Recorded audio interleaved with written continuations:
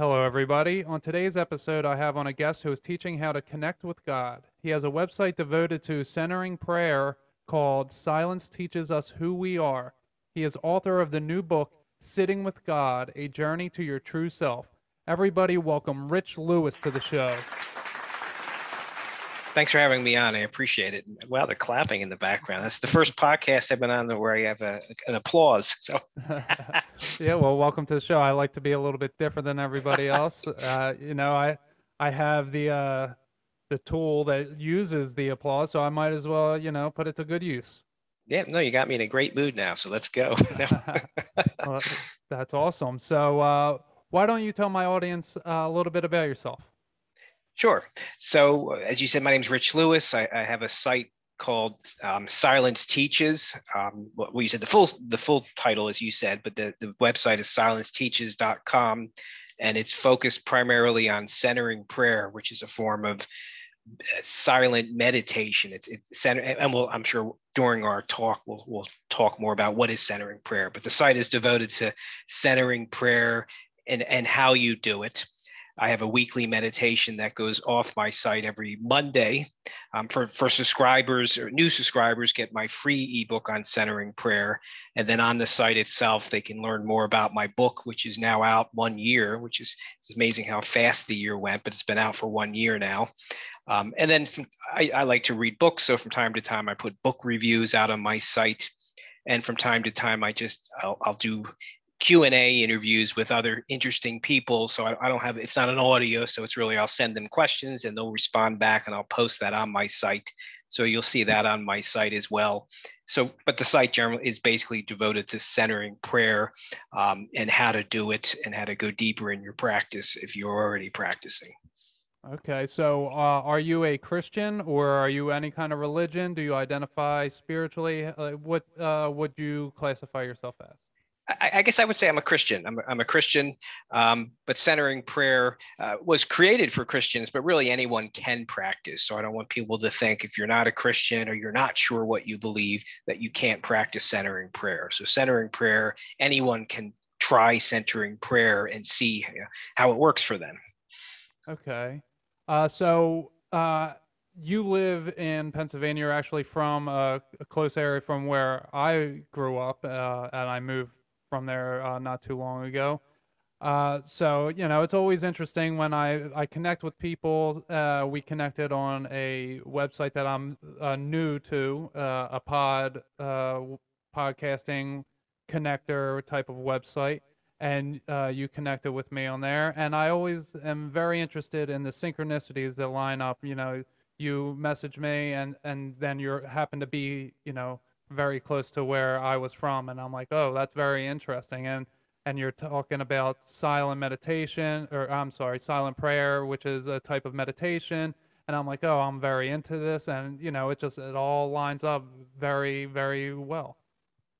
Agree. No, that's kind of neat how things like that happen. I think people get connected somehow just because they're kind of on the same path or looking for the same things, interested in the same things, and then you end up connecting with people, and some of them maybe were former neighbors of you as well. So that does make it interesting.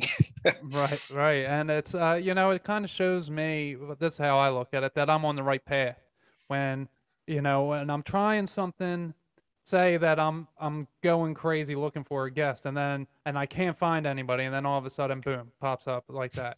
It's just when we're struggling, when we're trying so hard to do it our way, it tends to be harder, more difficult. But then when the right thing occurs, it's like, oh, I didn't need to worry at all because God had the plan the entire time.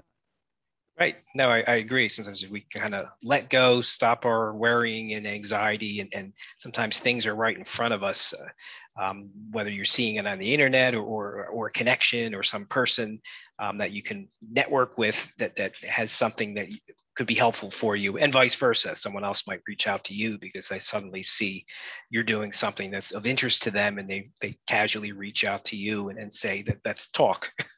Yeah, exactly. So, how did you get into? Is this meditation something that you created or that you're facilitating? How did you get involved with this type of meditation? Sure. So centering prayer, well, I guess I'll do two things. One, first, I'll talk about how I got to centering prayer. And then I think then obviously we should answer what is centering prayer and how long has it been around? So I didn't create centering prayer. I won't take credit for that. So centering prayer, I'll answer how I stumbled across centering prayer. So I had, and I've been practicing it since June of 2014.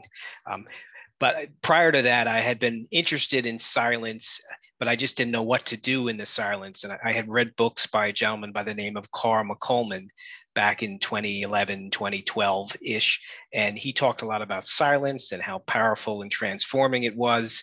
I don't remember him talking about a practice in his books. I've since learned he actually does practice centering prayer. But at that time, I didn't know what to do in the silence other than just sit in the silence and see what happens. So at that time, I was just trying for 1, 2, 3, 4 minutes. And it was brutal because I didn't know what to do. And it's hard to sit there and wait. And I would set a timer. But I persisted. But then I was simply perusing Amazon looking for a book to read in late 2013. And I came across a book by Amos Smith called Healing the Divide, Recovering Christianity's Mystic Roots. And in his book, he talked about a practice that he does in the silence called centering prayer. So that immediately intrigued me. So I began dabbling in it really in late 2013. And then I just reached out to him on his website and we began a back and forth dialogue. And to this day, actually, we've become friends and we still dialogue frequently. But that's really how I found centering prayer. Similar to what you were saying a few minutes ago, sometimes things just show up when you're looking for them. And it showed up in a book on Amazon. And I wasn't even looking for it at the time. I was just simply thinking, I want to read something. Let's look for a book to read. And there it was. And I didn't even know it was in the book really until I got the book. I was simply skimming Amazon, saw it, it looked interesting. And lo and behold, as I'm reading it, there's centering prayer and a practice. So that's how I found centering prayer by accident, but probably not by accident if you follow what I'm saying. Yeah, for sure. So before we get into what centering prayer is, have you always been a religious man or a spiritually connected individual?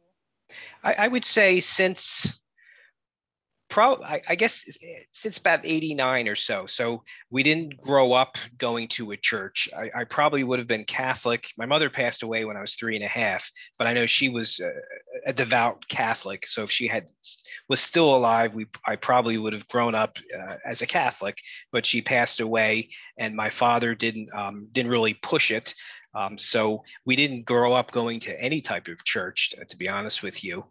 And then when I graduated from University of Pittsburgh in '88, I was living at home temporarily, and my parents at the time were actually going to. So my father remarried many years before that. They were going to a non-denominational church called the United Church of Christ. So I decided, why not? I'll try it, and then I ended up liking that church and spent about 20 years at that church. So I probably really just started becoming more of a spiritual person, interested in the Bible and interested in God and exploring in my early 20s. Okay, that's very interesting because I see it's a big surge right now. At least what is I'm aware of, that there's a big surge of people interested in God right now and meditation, and there's all sorts of new ideas that are out there in popular culture. You know, there's a podcast by I think Demi Lovato called like 4D, and it's about spirituality. And so, you know, when it's hitting that type of mainstream stuff, I mean, it's a very big difference from when, 20 years ago, when, I was spiritually dead. I only spiritually awoken in the last 2 years or so. So just the way that things used to be versus how they are now, I see it's very much that people are more aware that they are more than just a human being anymore. No, I guess I would agree with that. I mean, centering prayer was created in the early 1970s. Um, so I think, and even today, I mean, many people don't think of wordless meditation, silent prayer as prayer. So many churches don't teach it or don't believe in it, or are not sure what to make of it. But I think it's slowly catching on since centering prayer has been around in the early 70s, about 50 years old. It's slowly catching on, and maybe even if churches aren't doing it, people are noticing the benefits of meditation. There's many different ways to meditation. Obviously, centering prayer is one way, but there's many other ways, and I think more and more people and companies and workplaces are recognizing, meditation is a good, powerful thing, and people need it. Yeah, yes, it is. It saved my life, honestly. I was so even before the meditation, I stopped doing these things. But I was a drug addict. I was in prison. I mean, I had OCD, anxiety, depression, anger issues out the wazoo. Just I had a lot wrong with me. Not wrong with me, but I had a lot of things that I needed to work on. And it was slowly but surely I was fixing each little thing, and then I found meditation, and it really saved my life. It really took me from an angry individual who was not happy being on earth to someone who now loves his life so much that I will endure, hardships to get this information to people to help them, because I want to reach out to those who need the assistance. So, and it's hard talking to my family sometimes. They don't understand it and they think I'm crazy because I talk about God all the time. And my mom even said to me, I have an uncle, her brother, who is a Catholic priest. And she said to me one time, she goes, well, your Uncle Scott doesn't even talk about God as much as you do. I'm like, well, because I'm actually into God, it's not just a job for me. This is my whole life. Like, and they don't understand it. And it's, so that's what I mean, the hardships of, trying to bring God to those who don't want God. And it's not necessarily don't want, but it's, I can't really find the words for it, but I'm sure that a lot of people listening to this will understand what I'm getting at. So with centering prayer, now what exactly is centering prayer? Like, what is the silent meditation? Is it just complete silence and that's it, or how do you teach it? Sure. No, I'll describe what it is and how long it's been around. And actually just wanted to say a few things about what you just said. Mhm. You know, and obviously eventually we'll talk about my book, but I was doing a weekly book study, so chapter by chapter on my book. And most of the people, and I finished it up about well over a month ago, but most of the people that were coming to the study, there was a few stragglers, but most of them were from an AA group in New York City. And Wow. they're kind of exactly what you said, saying it saved their life. And if they hadn't practiced centering prayer, they probably would be doing drugs or back in jail. And that it saved them, and they needed it, and they needed to continue practicing it. So I wanted to say that after hearing what you said, I was hearing the exact same thing from many of those people that were on that call week after week. And I had a blast. We had a great time going through my book. It's 14 chapters, but that's what I was hearing from them loud and clear, that this practice has saved them. And if they didn't do it, they don't know if they'd even be alive or where they would be, or they might even be in prison, because some of them were in prison and had come out. That's amazing. Um, so what is centering prayer? So centering prayer has been around since the early 1970s, and it was actually created by three Trappist monks. So actually three Catholic priests created centering prayer. They saw transcendental meditation going on, and they wanted something for the Christian community. So they created centering prayer. One of the priests actually found the method in a book called The Cloud of Unknowing, which is a book, I think, from the 1200s. He discovered kind of a method of how to pray in the silence. So the practice is 50 years old. Initially, they rolled it out to clergy, but then they really wanted it for the public, because everybody needed to benefit from it. So they began kind of rolling it out really to the public, and they created 10 years later what's called the Contemplative Outreach Organization. So they have a website and it's contemplativeoutreach.org, and that's really the main largest centering prayer group with a ton of centering prayer resources. And if you go on their site, you can see what's called chapters that practice in all the states in the US as well as in various countries. So you could find a group and connect with them. Well, nowadays everybody's on Zoom anyhow, so you could really connect with anybody. But pre-COVID, groups were practicing once a week or once every 2 weeks at a particular place. So you could find a group near you, most likely. So that's a little bit of the history of centering prayer. And then how you do it is you sit comfortably with your eyes closed. And then to begin your prayer, silent time. And centering prayer is considered meditation and a relationship with God is what it's considered. And to begin your silent sit time, you sit comfortably with your eyes closed. And then to begin your sit, you introduce a word of 1, 2, or at the most 3 syllables. It could be love, ocean, Jesus. To begin your prayer, and you're really consenting to the presence and actions of God within. And then really whenever you engage your thoughts, and what I mean by that is when you begin thinking about, well, what am I going to do when I get up from my sit? Or you begin thinking about things you were doing before your sit, you realize you're engaging your thoughts and you're following them and seeing where they go. And you're doing everything but sit with God. You're really just sitting with yourself and you're planning and you're plotting. So you then reintroduce that sacred word interiorly to come back to the present moment and then let go of the sacred word and let go of your thoughts.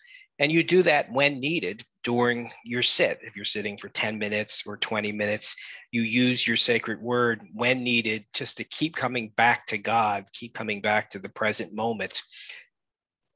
And then you, at the end of the prayer period, you might sit for a minute or two, and then you get up and begin your day if you're doing it in the morning, or you get up and resume your day if you're doing it at a later point in the day. But that's really... that is the practice. That's how you do it.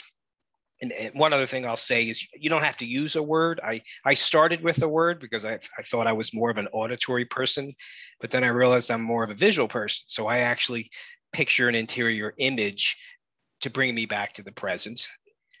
If you're more of a physical person, you could use your breath. And some people are afraid they'll fall asleep, so they don't close their eyes. They keep their eyes open and just stare at a spot, perhaps 5 or 6 feet in the distance, just to keep them centered and keep them in the present moment and away from their thoughts and planning and plotting. Well, so that's a little bit about the centering prayer. Well, that's beautiful because, you know, a lot of Christians, as you were saying, they aren't sure. See, I use the term meditation, and I know sometimes I have been told that the Bible tells us not to meditate, that that's demonic or evil or, you know, things along those lines, which I don't know the Bible all that well. Maybe it does say those types of things.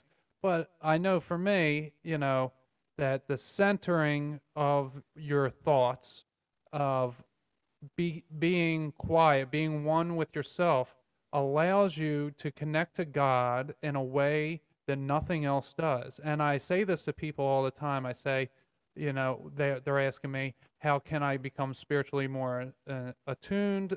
You know, how can I align with God more? And I say meditation.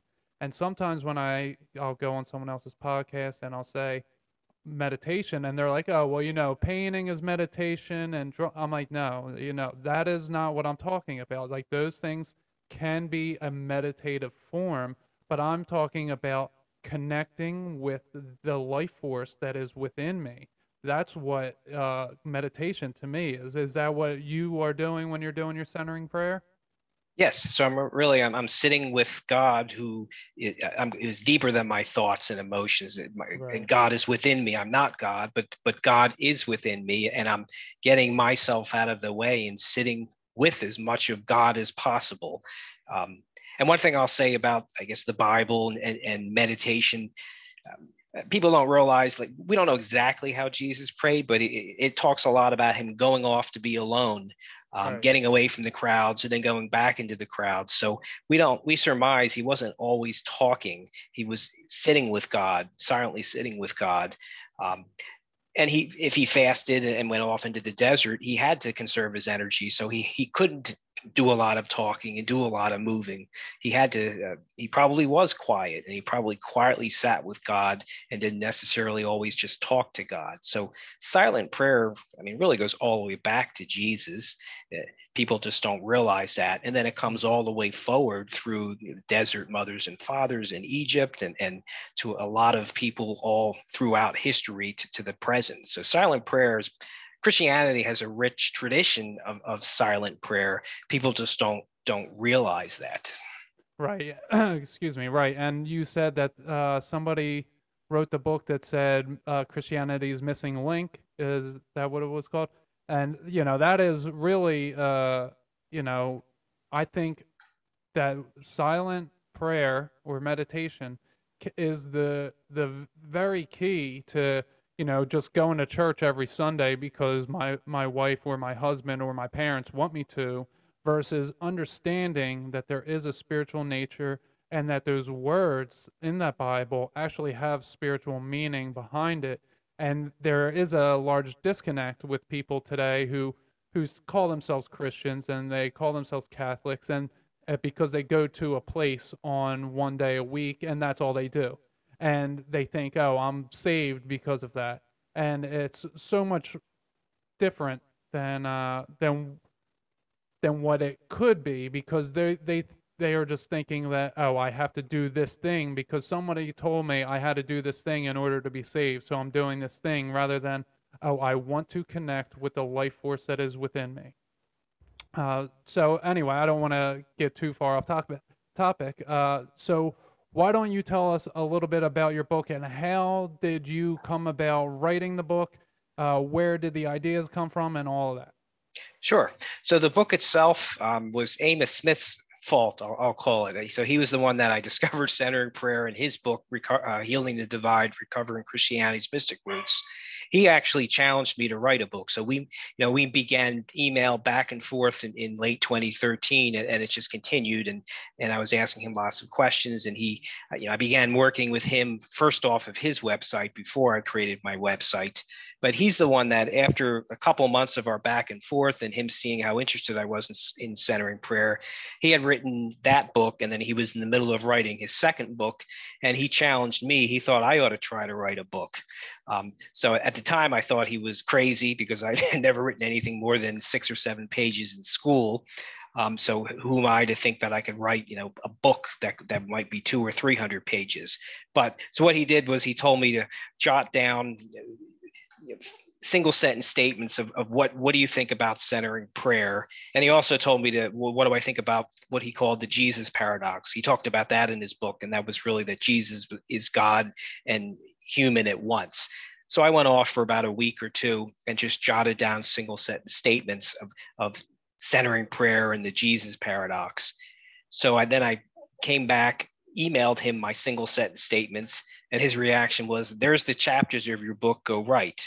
Well, I didn't think it was going to be that simple. So I picked one sentence, and I took another couple of weeks just to write a chapter based upon the one sentence. Because I figured I'll write one chapter, I'll give it to him, and I'll see what he thinks. And if he thinks this is terrible, then I'll just end the idea of writing a book. But to my surprise, I shot him the chapter, and he kind of went through it, and then came back to me with, "This was interesting. It had a neat take, and I think you need to really just keep pushing forward."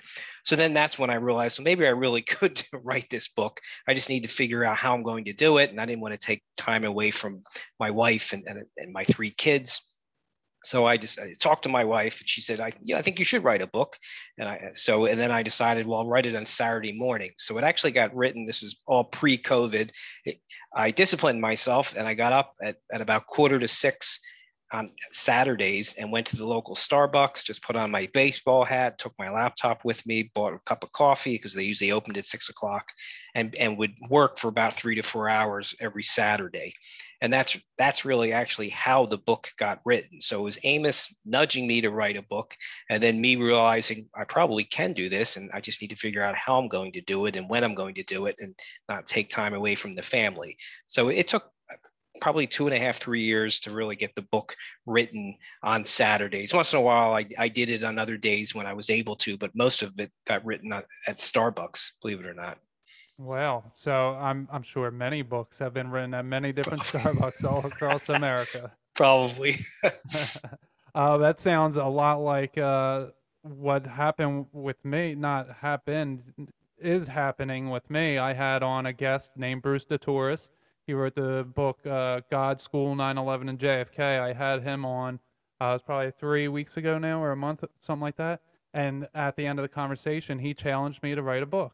And I was like, all right, like I was like, kind of not wanting to do it. And then I started working on this project, and I'm working on this project, and my girlfriend's like, oh, that's going to be your book. And I'm like, no. And then I'm like, oh, maybe it is. And, it was the encouragement. So that's very interesting that we have the share that same parallel. And so that the Jesus paradox. So what exactly is your take on that? That is interesting. Oh, well, before I get to that, I will say that so the way that I see things is that I'll compare it to a cotton ball. This is the way that I like to do it. So I'll say God is a big old cotton ball right here, and you take a little piece of that, and you still got cotton right here, and you got cotton right here. Well, this is God, and this is God, but this is also me. So it's like I'm a little piece of God that's inside of me. So I do see that this is for all of us, that we are all equal and even. We are all part God, part human. And a lot of times in today's society, people think that they are the almighty God, that they are everything because, plant medicines, psychedelic trips, people see that there's so much more to life. And then they're like, oh, I'm God and everything is for me. And it's like, well, slow down because you are in human form when you're not on psychedelics and you're in your human body. You are not the Almighty God, and not everything is for you. Everything's for everyone equally. But there is the paradox of Jesus. There is a difference in Jesus in that I have my psychic vision sometimes. I have been blessed with this gift since I've been spiritually awakened that I can see things, and I see Jesus as the entirety of everything. That He is the Creator. And a lot of people, especially psychics, they have a hard time believing that because they have their own powers and they think that they're God. And I tell them, like, that is a Luciferian belief system. That is a satanic belief system, that you have to give yourself over to something higher than yourself. And a lot of people do that without Jesus. But the thing is, when you have Jesus, is the only one you can have a personal relationship with, that will chase away all of the negativity, all of the bad things that are in your life. Jesus is the only one that you can connect to that will chase away all of that. He's the one that you have a personal relationship with. When people in the New Age, they talk about Christ consciousness, that's because they don't have the relationship with Christ, and Christ is Jesus. So, what is your take on the Jesus paradox? No, I mean, I definitely believe that Jesus was the human incarnation of God. So I believe, 2,000 years ago, God revealed himself through Jesus, and that Jesus really was both God, fully God, but fully human at once. And that's a paradox. And I believe we are human and divine, but we're not. We're definitely humans, but we're definitely not divine in that we're God. So, kind of your analogy, where we have little d in us, divine. God is within us, and that's what I do during centering prayers. The human rich connects with the divinity in me, which is God within me, and then together, when I get up from my sits, the human rich and the divine rich, which is God within me, are taking action in this world.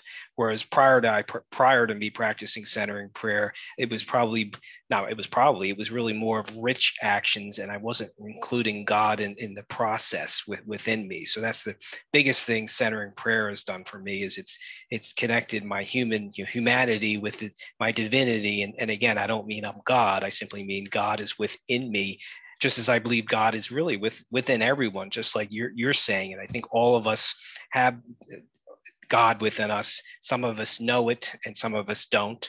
Some of us act like we're completely God when we have to realize we're not. And some of us are at the other extreme where we don't think we have any divinity in us, and God is up, in the sky looking down at us, when that's so far from the truth, in my opinion. So I think it's hard to, God is within me, and we can connect to God within me through silent prayer practice and through verbal prayer and other ways to pray, but particularly in silent prayer and meditation is really, in my opinion, the best way to connect with God at the closest level that you can. Right, right. And like you were just saying, that you can go the opposite with it, that you feel you have no divinity, that maybe there is no God. And that's kind of how I was as a teenager. I kind of felt like I was led to believe, and I didn't go to church, but I had Sunday school for a few years. I would go every Sunday, not every Sunday, maybe 20, 30 Sundays a year as a kid. I didn't know anything about Jesus. I wasn't taught anything about God. I went there, and the little Sunday school teachings that they do, how they dance around it, don't really tell you anything. So then I grew up, maybe at 10 years old, my parents didn't make me go Sunday school anymore. So I'm like, all right, cool. It's just a waste of my time. I didn't want to go because it took away from my Sunday morning cartoons or football or whatever it was. So then I grew up, I was like, oh, I had this belief that God was this man in the sky, and, that just looking down on us. And I thought that there is no God because, all these bad things are happening in the world. And if God is all knowing and all powerful, why isn't he stopping the bad things from happening? And I didn't have the understanding that the things that happen are life lessons, and that we all have our own lessons to learn, so that we can all go back to the creator as a more highly evolved soul or individual. And I didn't have that understanding. I thought, oh, there is no God. I thought that when my physical body dies, I'm dead, and that's all that there is. And uh, you know, it's very hard for people today that have that thought, when when you look around the world and you see all the bad things happen. And it's very hard to explain to them, like, it is happening for your benefit, even though in the moment it is very upsetting. Some things are very traumatic.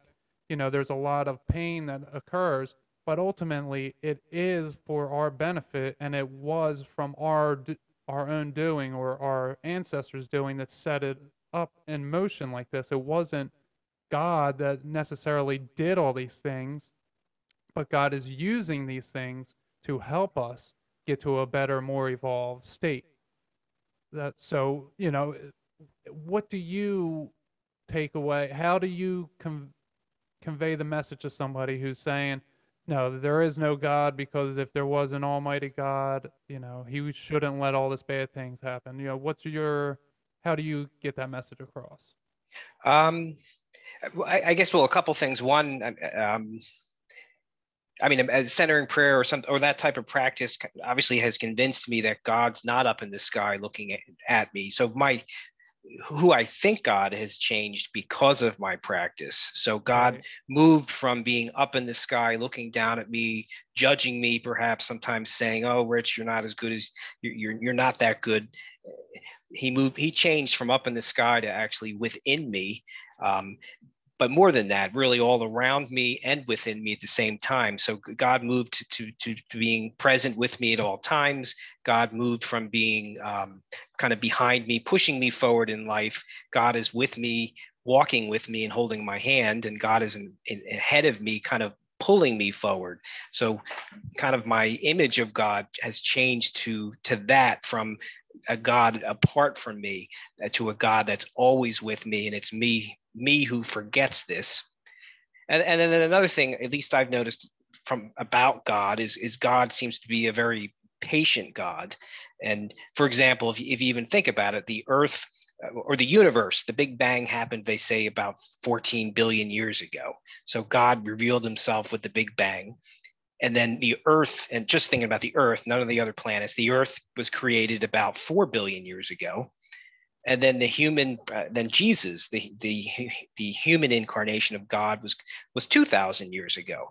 Well, that's a pretty patient God. That's 14 billion years, from the beginning to this point forward.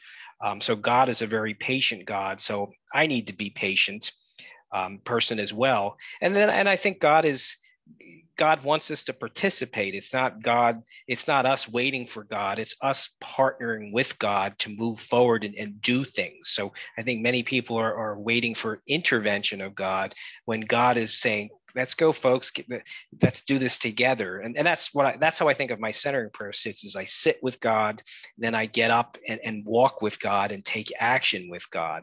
So God's waiting, I think, for people to participate with him, have a relationship with him, and then get up and move forward with him and take their human and inner divinity actions forward in life.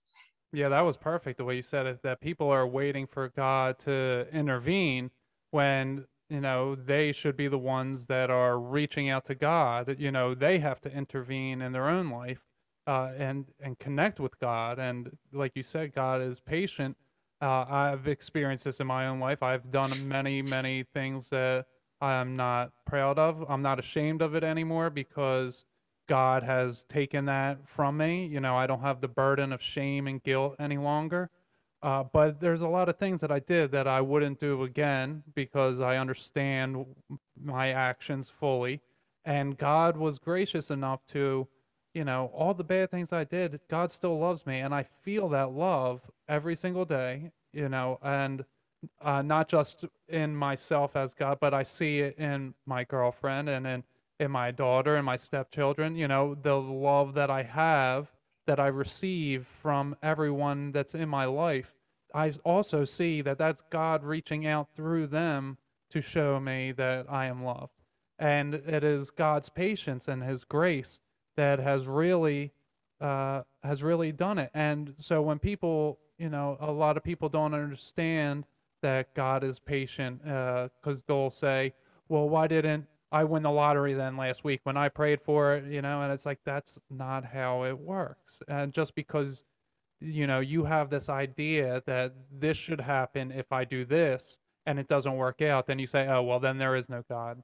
And then it's usually like someone will say, oh, I'll give God a week.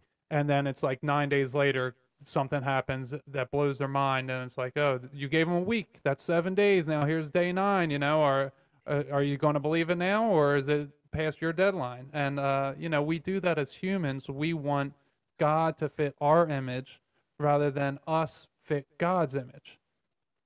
Uh, so, one more thing I wanted to mention that we were talking about, that came to my mind, was the clearing your mind is you having your mind on God. And we can only have one thought at a time. We can't have multiple thoughts happening at once. So when we're distracted from God with, say, football or, whatever else you're doing, you have your mind distracted, and then you can't focus on God. So then you get stuck in this world that, the Bible tells us is created by Satan. It's a world of distractions. And, the centering prayer is how you clear out all of those distractions. So did that really help you clear out? Were you distracted from God, and did the centering prayer help you clearly see God? Yes, I mean, that's really exactly what centering prayer does, is you let go of all thoughts and emotions, and open to God. And it's just a continuous return to God. So it helps you just sit with God. But then the neat thing in centering prayer does is, like, the letting go you do during centering prayer isn't meant to be confined to centering prayer. You then can let go outside of centering prayer and do the things God wants you to do. So outside of centering prayer, you can let go of thoughts and emotions that aren't helping you, or worry and anxiety that are not helping you and hone in and focus on the things that you should be doing. So I think of it as centering prayer connects me to my true self, the things God wants me to do that day and to continue to do in life, and let go of the things that really are getting in the way of being my true self and doing the things God wants me to do. So exactly what you said is exactly what happens during centering prayer. So what is the true self in your opinion?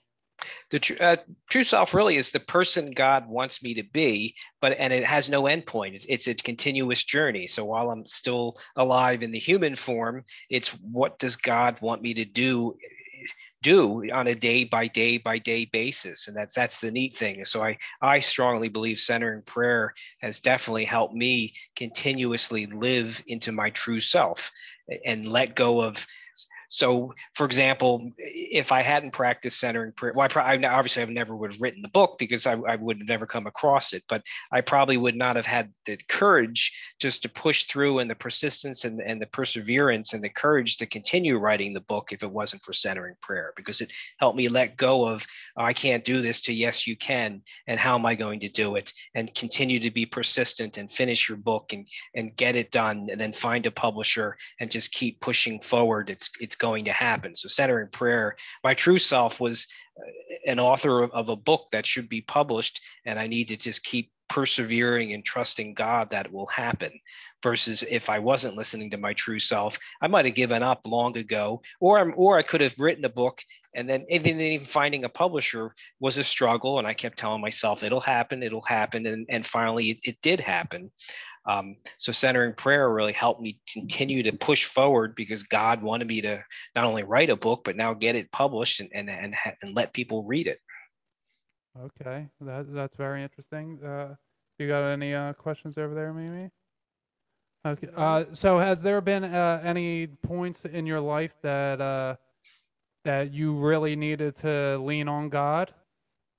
Um, I plenty, really. I mean, I guess I would say I wish I had centering prayer sooner than 2014, because prior to that, I was a stay-at-home dad.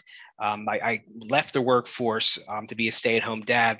But my daughter at the time was, I guess, about 6 or 7, and was suffering from some bipolar issues. So she needed someone at home to help her, and my wife continued working. Um, I could have benefited more from a practice then. I didn't know it existed, and I didn't know to do it.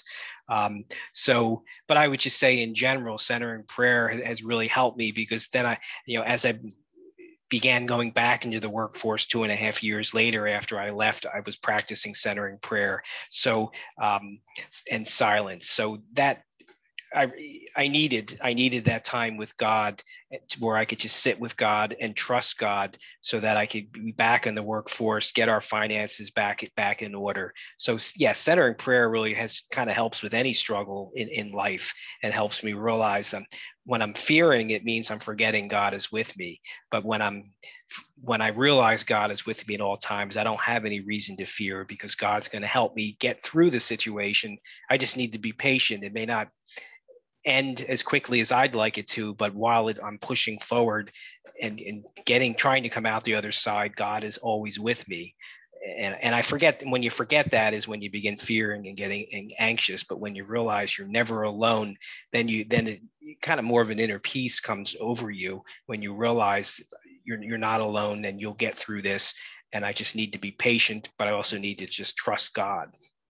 Yeah, I'd say that the number one thing for me that meditation has, uh, the one characteristic, well, it's given me many characteristics. It has boosted me in so many different ways.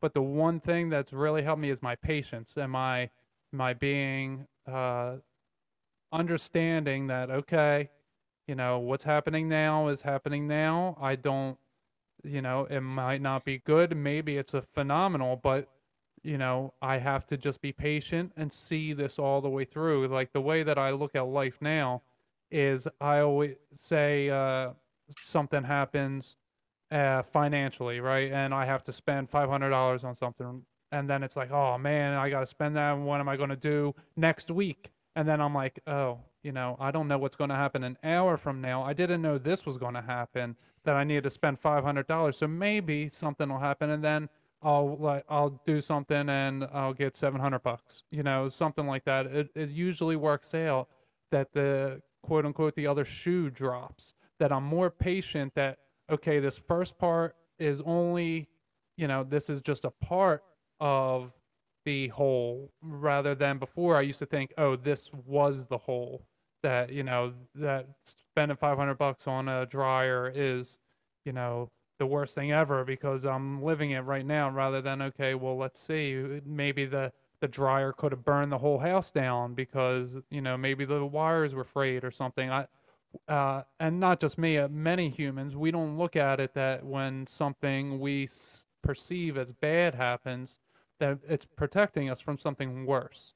And I say this to people often in that, we think if we're going to have a picnic and then it rains that day and we don't get that picnic, it ruins our day and then we're just down in the dumps because it was going to be the best picnic ever. But little to our knowledge, there was going to be a car accident on the way. But because it rained, we never left. So then we didn't get in the car accident. We never look at it that we're being prevented from something worse when something bad happens. And I kind of, I put it eases my mind when I realize, like, okay, I don't know anything. I don't know what was going to be. And for me to say that I'm being prevented from something good is just my ego talking. But it could be just as likely that I'm being prevented from something worse and something terrible happening. What's your feelings on your patience and that type of thinking? No, I mean, centering prayer has definitely taught me to be a more patient person. I mean, like what I talked about earlier, where I talked about how patient God is, thinking about the beginning of the universe all the way through the earth and then Jesus, that I need to be more patient. But so it's definitely has taught me patience because sometimes I think I need to immediately react when something happens. And sometimes you don't need to immediately react and the situation resolves itself.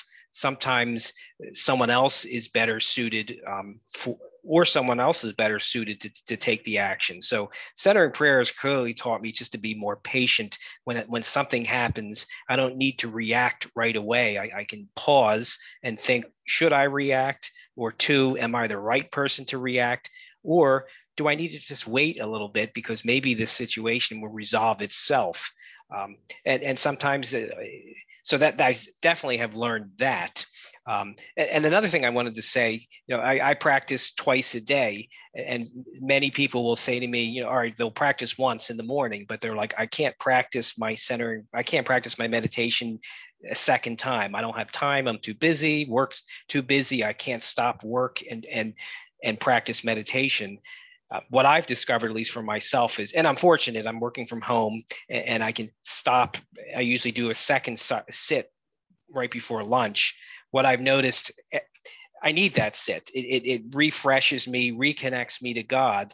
And then 4 hours later, when I look back at the day, I think, oh my God, if I didn't have that sit, I probably would not have been as productive. And so people don't realize that sit, they need it. They need to be refreshed and regrounded and reconnected to God so that they can then hone in and focus on the second half of the day, things they need to do. Versus if I made the decision, I'm not going to do my second sit, my gut tells me my day would not have gone as well. And I benefited because I did the sit. So I guess it's taught me patience, but it's also taught me I can be much more productive if I take time for a second sit and reconnect to God and refresh myself.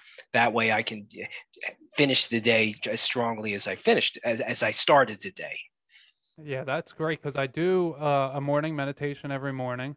But you're right. Sometimes, I'll be saying to myself like, okay, I'll take this for instance. One time I was late for work and at this job I'm at now. I was only late one time, and I woke up. By the time I woke up, I was supposed to be at work, and I'm a I'm like half hour, 45 minutes away, and I got to get up and I meditate for about a half hour. So I'm like, I'm going to be late if I do it. But I was like, you know what? I don't care. I'm already late.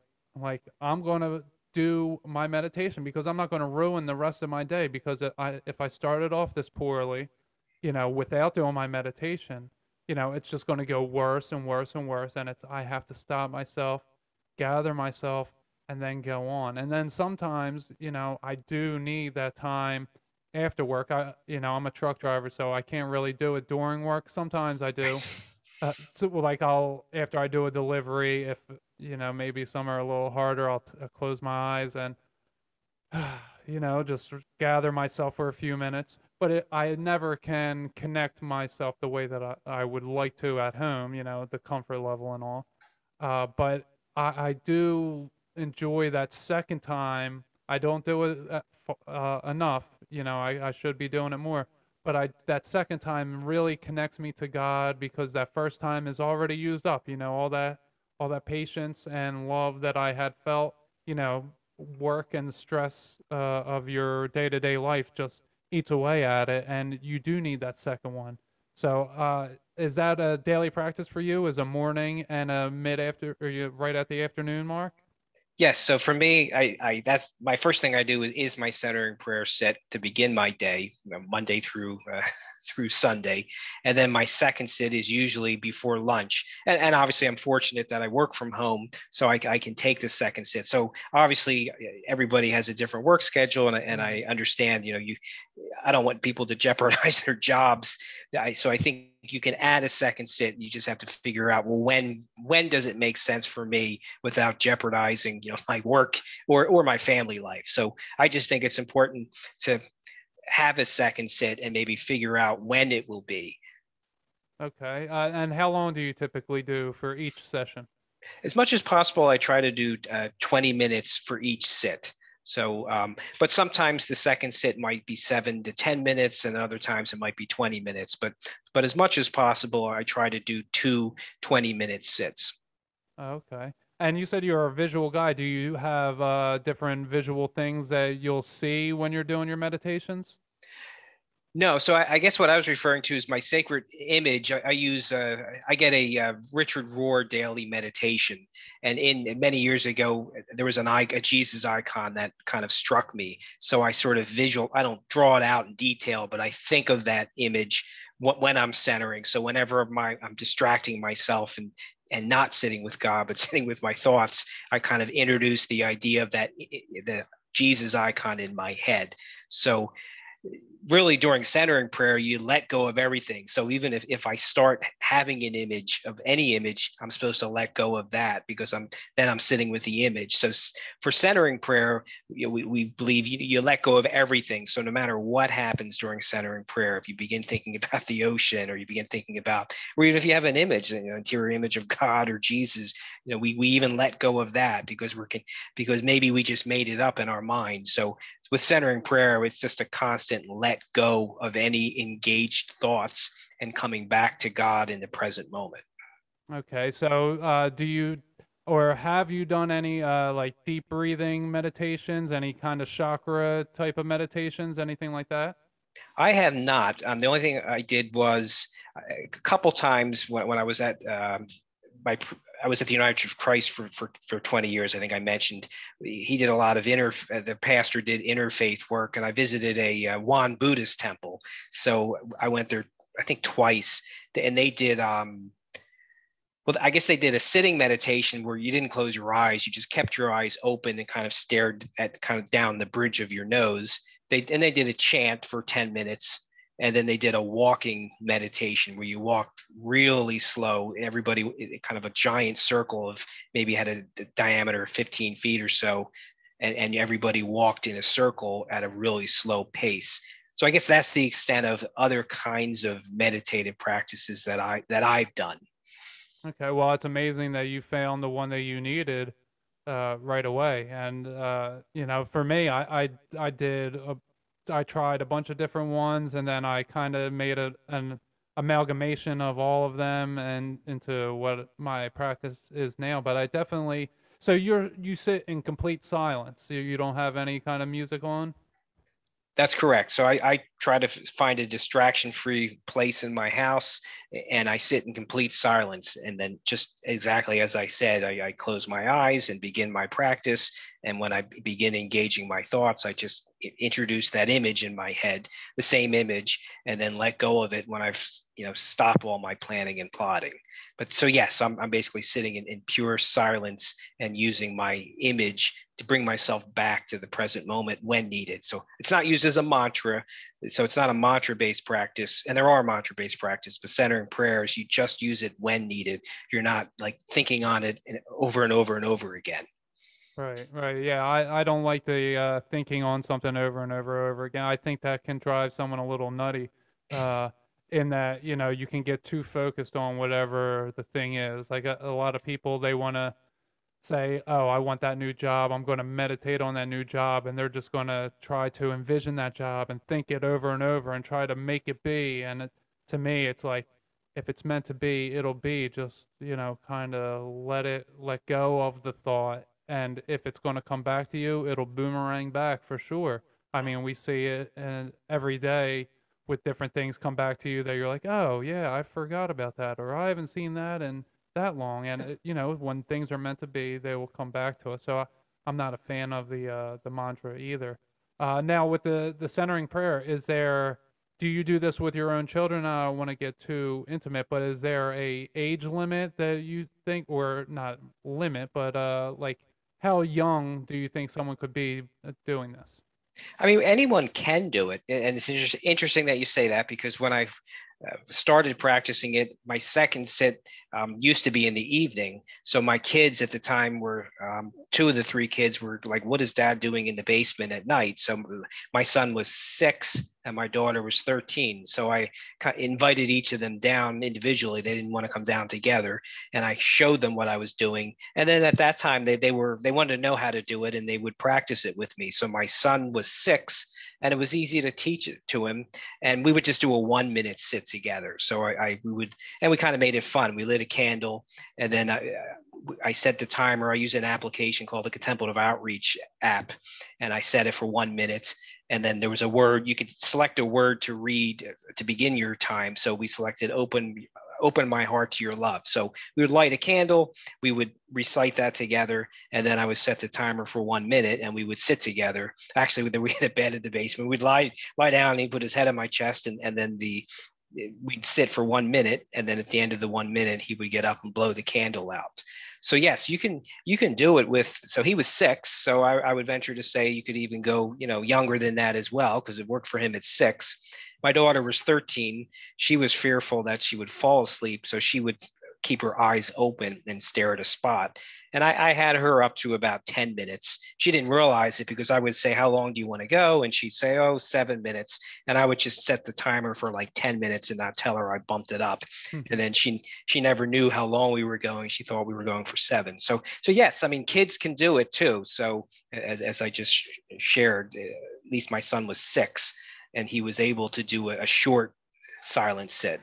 That's so beautiful, and it's really refreshing. I do say I was meditating with my daughter for about, we would get to about 10 minutes, and then after that, she'd fall asleep. And it was okay because, we were doing it at night. She's 12 now, Okay. so she was 10 when we first started. And she wasn't very spiritually connected either. But then through my repeated, "Come on, let's go meditate because, we got to, come on, let's just do it together. Come on." And she'd be like, "Okay." And she liked it for a while, but then for a little while, she didn't like it as much. So I was like, "All right, you know what? If you want to do it with me, you can do it with me. If not, then you don't have to." But then, as kids, they grow up, they become a little rebellious, and their last year was a tough time for everybody, especially we moved down to Georgia, so she wasn't too thrilled with me. So she was at a place where she needed to have the meditation, she needed to connect with God, but she wouldn't listen to me. And my suggestion, she'd everything. If I said, "Your shoe's untied," she would take her shoe off. It wasn't like, "Oh, I'll fix it, I'll tie it." So she wasn't taking any of my advice. So what I ended up doing was I just started meditating near her, and I would just, try to clear out my thoughts and her thoughts together. And then, one day she tells me like she's praying to Jesus, and she's doing her prayers every night, and then now, I mean, it's night and day from how she was last year. She's so peaceful. She's very calm, and she had a big issue last year with not wanting, she's told no. She would then freak out to try, until she got what she wanted, where she thought that's what was going to happen. And now she gets told no. She's like, okay, and then she just lets it go. And I do attribute it to the meditations. And even though she's not doing it daily, might not have done it in a while, but that little bit that she at least did, I really do attribute that to helping her become more spiritually connected and understanding the higher power within her. I would completely agree. I mean, I think any silence is better than none. There's definitely benefit, and you don't realize it or until maybe other people see it in you, and then even you or me can notice. We can think about ourselves before we practice and think about how we are now, and then you can definitely begin realizing there's a lot of good change that has occurred within me, with the way I am and how I act as a result of it. And it's really, we sit with God because we love God, and that's really the only reason I do it. But then God has other plans and blesses me with what God knows I need, which Ain't so I that the definitely truth? have noticed, I've noticed fruits of the practice since I've been doing it. And I'm not showing up saying, God, I'm showing up, bless me. I'm just simply showing up. And then I'm noticing the fruits of the practice, which are neat. And that's what makes it exciting. Yeah, and I think it's very important for children, whether if they have the most perfect life or if they have a traumatic life. I think that children, the earlier you start, like 4, 5, 6 years old, if you can have them start to get that understanding, then that carries over to now they're in third, fourth grade, and they don't get their way. Then they're like, oh, well, you know what, my dad taught me that I can just center my mind by just relaxing my mind, being silent with myself for a few minutes, and then I can feel better again. And rather than, throwing that temper tantrum, it's always the habits that we give our children. It's usually by example is what they pick up, mostly.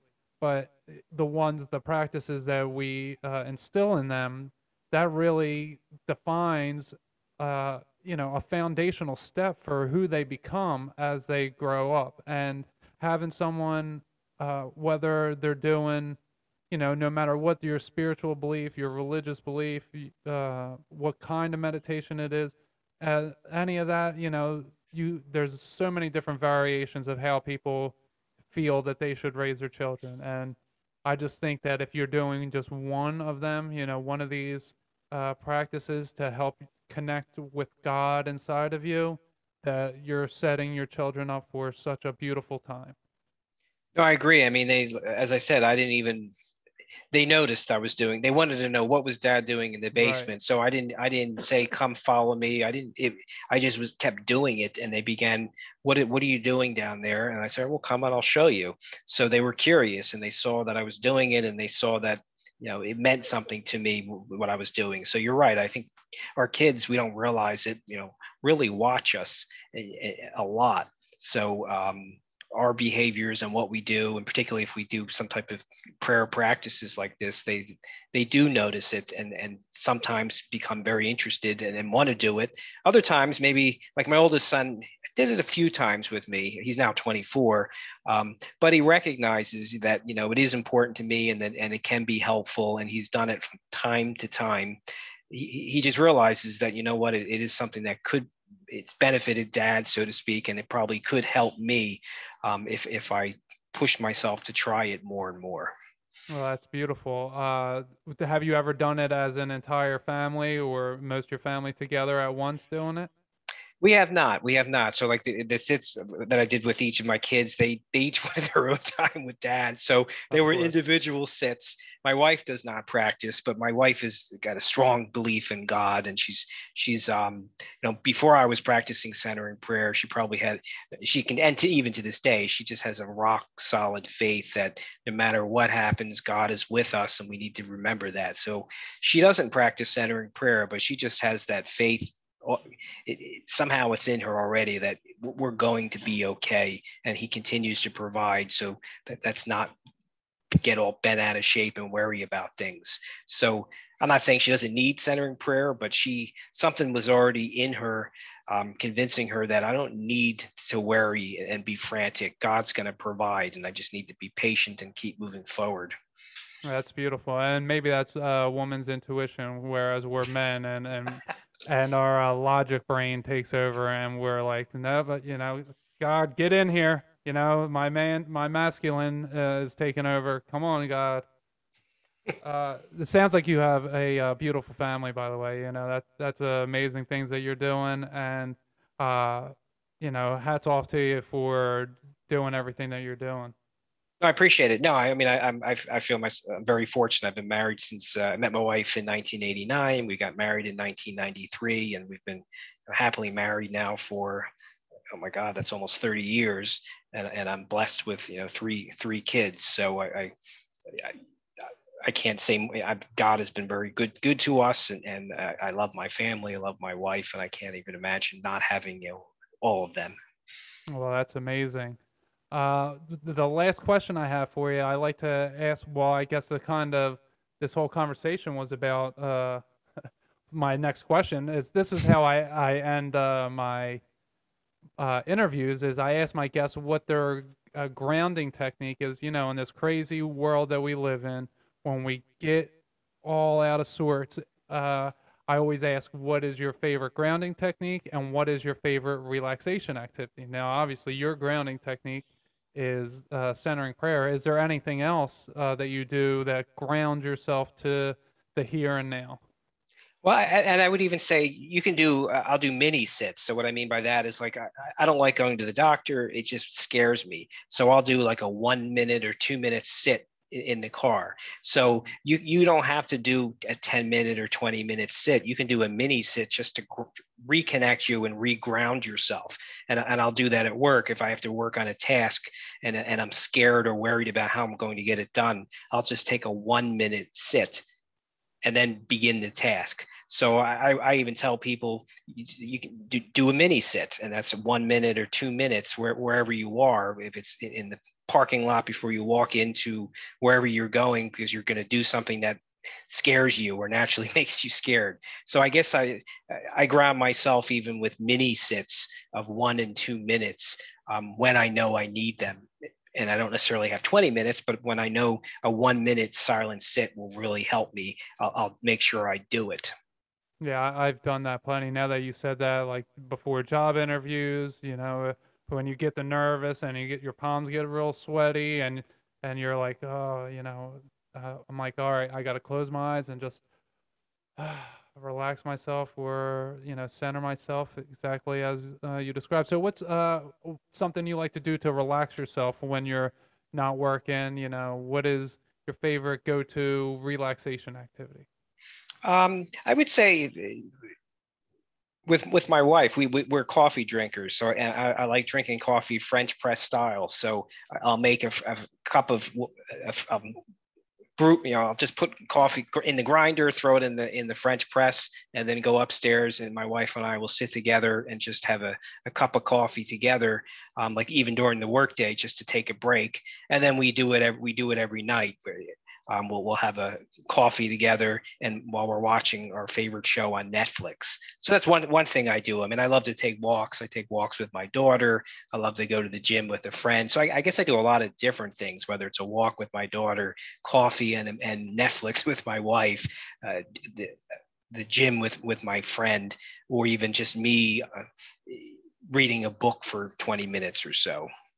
Oh, well, that's beautiful, man. I mean, uh, I so I'm intrigued by people that spend so much time, you know, doing positive things. I really have turned my life around from my life was a life of distractions, and now I've been incorporating all these things that you're saying. The exercise, spending more time with my daughter, spending extra time with my girlfriend, and doing all these loving, happy things that at one time in my life I thought was not real. I thought that it was, people were making it up, that they were actually happy. I didn't think that was a thing until I connected with God and realized, oh, this is a thing that we can all have. I didn't know that. So I'm very intrigued always when I have someone like you that I'm talking to, and your whole life is designed around being a loving, positive, happy person.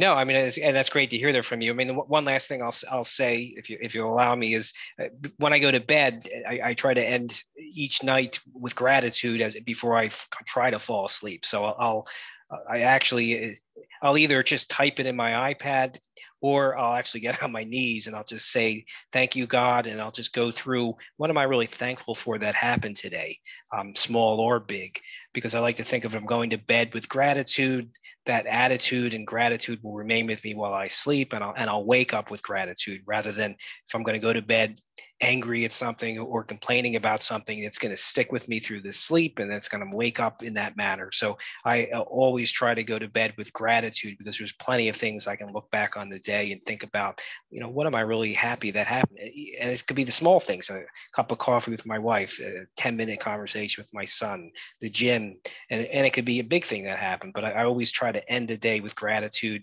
before I go to sleep. Yeah, well, for me, when I was in jail, so 6 years ago, it was my 90th day in jail. I prayed to God before I went to bed for the first time in like over a decade. Maybe the first time ever, really, that I prayed to God. And I've been praying every night since, and doing exactly what you said, just telling God what I'm grateful for and what I'm thankful for, and then after that, maybe I'll be like, oh, if I'm sick, can you take this sickness away?